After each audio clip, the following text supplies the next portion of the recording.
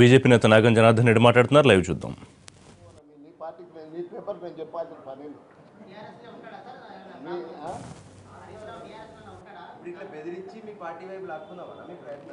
మాకు ఆయన ఇప్పుడు అవినీతి పరులకు తావులేదు. మా పార్టీలో అవినీతి పరులకు తావులేదు. ఇటువంటి హరీశ్వరరావు అటువంటి అవినీతి పరులు వస్తే మేము చేర్చుకునే ప్రశ్నే లేదు.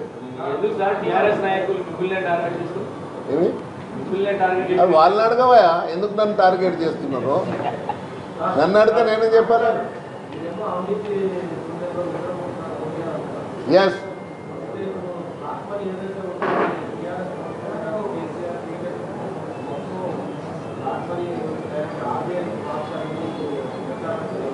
ఇదంతా తప్పుడు ప్రచారము. మేమేమో అవినీతి పరుల దరి రానియడు, అది గుర్తుపెట్టుకోండి మోడీ గారు. ఇలా మోడీ గారు అరే 3 ఏళ్ళ పాలన నిదర్శనం కదనే. ఒక చిన్నపాటి ఆరోపణ లేకుండా, అవినీతి ఆరోపణ లేకుండా నడిపిన ప్రభుత్వం భారతదేశంలో ఏదైనా ఉందనే. ఎందుకే మీరు ఇంకొక విషయం కూడా స్పష్టంగా చెప్తున్నాం. వీళ్ళు అవినీతితో మస్తుగా సంపాదించారు. బిడ్డల బేనామీ ఆస్తులు కూడా మస్తుగా సంపాదించుకున్నారు. ఇలా ప్రజలంతా దాంట్లో మీదనే కన్నేసి కూర్చున్నారు. వాళ్ళు ప్రజలు కన్నులు తెరిచినప్పుడు మీ బేనామీ ఆస్తులు బయటపడ్డప్పుడు మీరు ఏడుంటారో జైల్లో ఉంటారు. 6 నెలల దగ్గర మళ్ళీ బయటికి మీకు బెయిల్ కూడా దొరకదు. నువ్వు చెప్పిన కొన్ని తెలుసు, ఇంకా మిగిలిన తెలియాలి. ఏమండి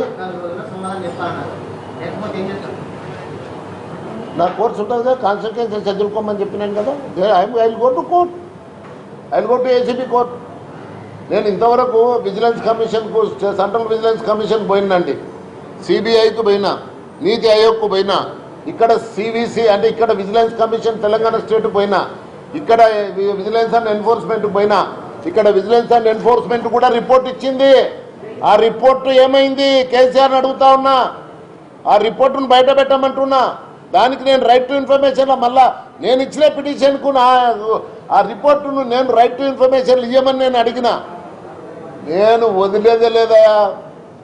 దీని పట్టు పట్టిందంటే ఇడిసేది లేనే లేదు. ఉడుం పట్టు, నాగం పట్టు, ఉడుం పట్టు, అది గుర్తుపెట్టుకోరు వీళ్ళు.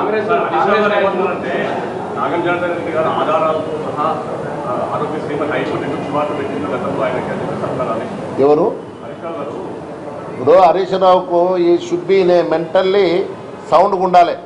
హైకోర్టులో నేను వేసినప్పుడు ఎక్కడ హైకోర్టు చివాట్లు పెట్టలే. ఈ ముఖ్యమంత్రి అసెంబ్లీ సాక్షిగా నాకేదో చివాట్లు పెట్టినని చెప్పిండ్రు. ఏమైనా ఆధారాలు ఉంటే నాకు చూపించమని చెప్పండి. ఇలా నేను ఒకటే చెప్తున్నా, ఇలా హరీశ్వరరావు నీకు దమ్ముంటే, ధైర్యం ఉంటే కేసీఆర్, ఇలా నా కేసులు పెండింగ్ ఉన్నాయి హైకోర్టులో. సంవత్సరం అయింది దాదాపుగా. నేను నా కోర్టులు పెండింగ్లో ఉన్నాయి. మీది పారదర్శకమైన ప్రభుత్వం అయితే, మీకు నీతి నిజాయితీ ఉంటే, మీరు అసలుకు అవినీతికి అంటే దూరం ఉంటే తక్షణం మీ అడ్వకేట్ జనరల్ చెప్పి రేపు అసెంబ్లీ అది రేపు హైకోర్టు ఓపెన్ అయిన ఫస్ట్ డేనే ఒక లెటర్ ఇచ్చి వాటిని విచారణ చేపట్టమని చెప్పండి. మీరు ఆడుంటారో తెలుస్తుంది.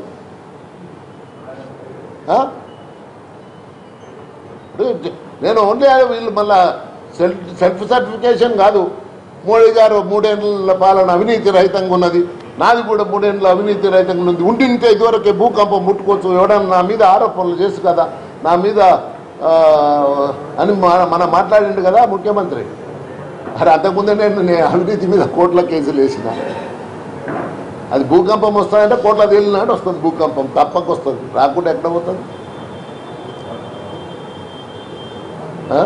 మళ్ళీ దీనికి ఏమంటారు? ఇది నేను నిన్న మీకు తమాషాకి ఏం చెప్పలే. ఇవాళ ఉండే మిగిలిన అంటే ప్రెస్ మిత్రులకు ఒకటి విజ్ఞప్తి చేస్తున్నా.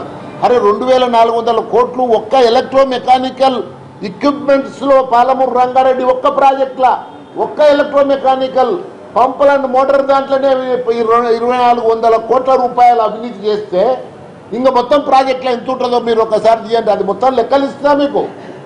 ప్రాజెక్టు మొత్తాన్ని కూడా చెప్తా, చెప్పకుండా ఏముండా. ఈయన సెకండ్ అంటే సెకండ్ అయితే సెకండ్ ఇప్పుడు అంటే అవినీతిని అడ్డం పడేటోళ్ళంతా మీకు అడ్డం పడేటోళ్ళందరూ సెకండ్లేనా? ఎస్, సెకండ్ అంటే తిట్ట. అది నేను గర్వంగా స్వీకరిస్తాను.